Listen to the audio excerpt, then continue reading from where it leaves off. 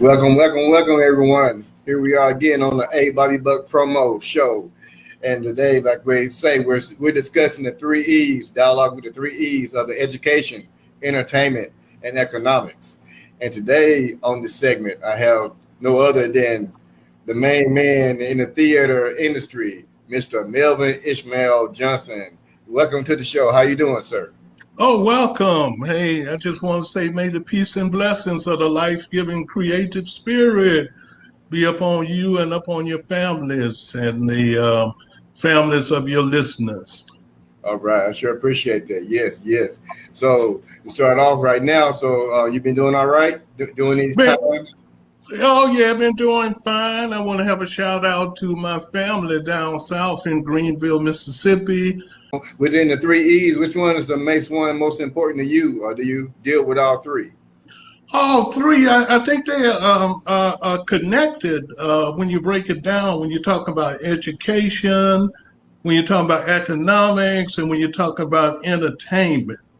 Let's start with education first. All right, sounds good. Uh, yeah, the root word for education, where it comes from, if you go to the Bible, you see Moses, the name Moses, which means to draw out. That's the root word for education, which is to draw out the best quality of an individual. And and so we know Moses, the whole teaching of Moses was based upon monotheism, the concept of oneness, one God, as opposed to polytheism. Oneness created unity, whereas polytheism, the worship of many gods, always created confusion and separation, etc., like that. And when you come to education for descendants of the chattel slaves of America, you have to go to a book that was written almost 100 years ago, and it's still a very important book that we must get back to breaking that book down. And that book was called The Miseducation of the Negro by Carter G. Woodson. Okay. And he pointed out then what was happening then is you had the concept that had been developed by Dr. W.E.B. Du Bois at the time called a talented tenth, where he was pushing if 10% of the descendants of the chattel slaves of America get an education, they would reach out for the other 90%. But what Carter G. Woodson pointed out, and Dr. Du Bois accepted this, is that it's a type of education. And the descendants of the slaves of America, child slaves of America, were pursuing a westernized education.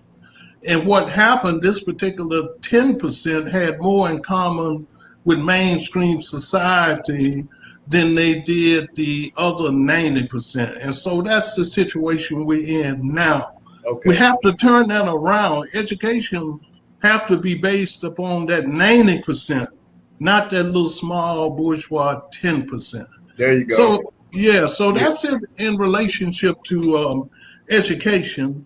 And then when you talk about economics, you have to go, most people, when they try to examine economics, they're talking about capitalism, communism, probably with where Karl Marx developed the Communist Manifesto, probably 1848, 49, something like that.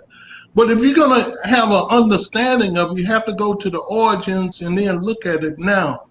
And the origins of capitalism is the code of Hammurabi that was started by an individual named Nimrod, who put a value system up on what God had put out in nature. Up until that time, you didn't have that. So he developed that. That's the origin of capitalism. And it's very important to understand that capitalism, which is, there's only two kind of economic systems that you have out here. It's the communal, which go all the way back to the creation of Adam and Eve, of human beings. That was a communal system. they kept everything in common. They understood that it belongs to God, the life-giving creative spirit. And then after Nimrod, you had the competitive system, which is modern capitalism where we have today. Okay. And for the descendants of the chattel slaves of America, it's very important to understand that, especially in the United States of America and where we at, Bobby, out here on the West Coast in Los Angeles, Yeah. capitalism have evolved into what you call dual ethnic economic communities. And it's very important to understand that. And what that is that all of these different ethnic groups control the ethnic life of their community. They exist in that and they control that, the education, the business in their communities. And they also exist and compete in what is known as the shopping mall community, where all these ethnic groups meet and compete with each other. The difference is that the descendants of the chattel slaves of America only exist in the shopping mall community, and they have allowed all of these other ethnic groups to come in and control their particular community. And that's what drew the balance out in relationship to that. And so it's very important for us to straighten that out. There's a lot of good thinkers out here. I think one of the best books that talk about that, you had a book called Plural But Equal by Harold Cruz, who started writing this book in the 70s and the 80s. But what I think the best books out, the best person talking about that now is Dr. Claude Anderson. Okay. In his particular book, Powernomics, etc., a series of books that he have written. Because it's very important for us. We're just wasting our time if we don't understand what I just mentioned about the dual ethnic economic community and begin to take control of our community, make all of the decisions for the descendants of the chattel slaves of America should be made by the descendants of the chattel slaves of America within their community. And then at the same time, we should be training people within our community to compete in that shopping mall community. Okay. See, right. Because if you look at descendants of the chattel slaves of America, try to go into some other communities and compete. You know, the Asian community, the Jewish communities, and see what kind of chance you got with that. So that's in relationship to economics. The final one is entertainment. And it's another problem that we run into that we don't understand, that in the 30s, the latter part of the 30s, after the Depression, we had what we call the Federal Theater Project. And what we had almost a national theater company, but the government destroyed that because they felt there was too many communists involved. And then right after that, the descendants of the chattel slaves of America made an attempt to form a national Black theater company based upon four things. It was supposed to be for us, by us, near us, and about us.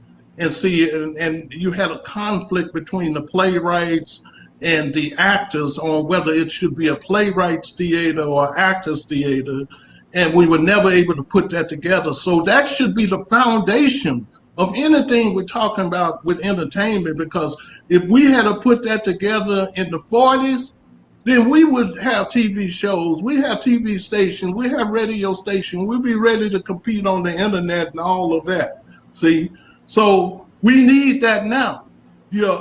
We need, because what a national theater company, a national Black theater company would do, it would add the glue to all of these descendants of the chattel slaves of America that you got in different portions of the United States, in Chicago, in Memphis, in Mississippi, out here where we at now. If we had that, we need that, because we're heading in the direction of reparation, where the descendants of the chattel slaves of America, reparation is coming. They can't stop that because the descendants of the chattel slaves of America is becoming conscious of their history and how, from an economic point of view, they were the one who really built the wealth that this country has. And I think reparations is coming, but unless we develop our communities, you know, I don't care how much reparation you give to the descendants of chattel slaves of America. The capitalistic system, over a period of time, will have that right back in their pocket. And see, this will be a time where we need that national Black theater company all over the United States, which will be the glue to help put our community back together. And I got a book coming out probably sometime in September or October, which I've created models on how to achieve that. And Okay. that will be the name of the book is Black History National Theater Manual, and it's how to create the Charles Gipling National Theater Company. And Charles Gipling was a historic actor during the 20s that a lot of people should know about. So that's my Okay. take, Bobby, on those Okay. three things. When you're talking about Yeah. education, when you're talking about economics, when you're talking about entertainment, they're all tied together, and none of this is new. We just got to start listening to these heavyweights that laid the theory. When you're talking about Carter G. Woodson, Dr. W.E.B. Du Bois, Paul Robeson, you know, these are your great thinkers that we got to connect this generation with that, to let them know that, hey, the people have already laid the plans. We got to stop acting like we don't know what to do. And just like what I mentioned earlier about the miseducation of the Negro by Carter G. Woodson, that should be in that should be in every household around here in the United States of America. Okay. And then Powernomics by Dr. Claude Anderson, Yeah. that should be right next to the Bible and the Quran and the Torah, you know, that our people have on the shelf. And we got to start studying these things. I'm gonna tell you what, me and you, we probably can do some more shows and some more topics at a later time, and we can really work on moving toward that arena, because, like I say, I do want to move more of myself toward the economics part. Like, I'm working on a movement called Out the Box Economics. Yes. And I want to bring that to our community, and it can go abroad, but like I say, our house is the one that's on fire right now. So we don't want to need the water hose.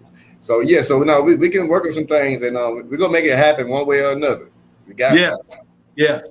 Mm-hmm. Yeah, we got to. Okay, well, I sure do appreciate you coming on today to give your information and let people know about what you believe in with the 3 E's.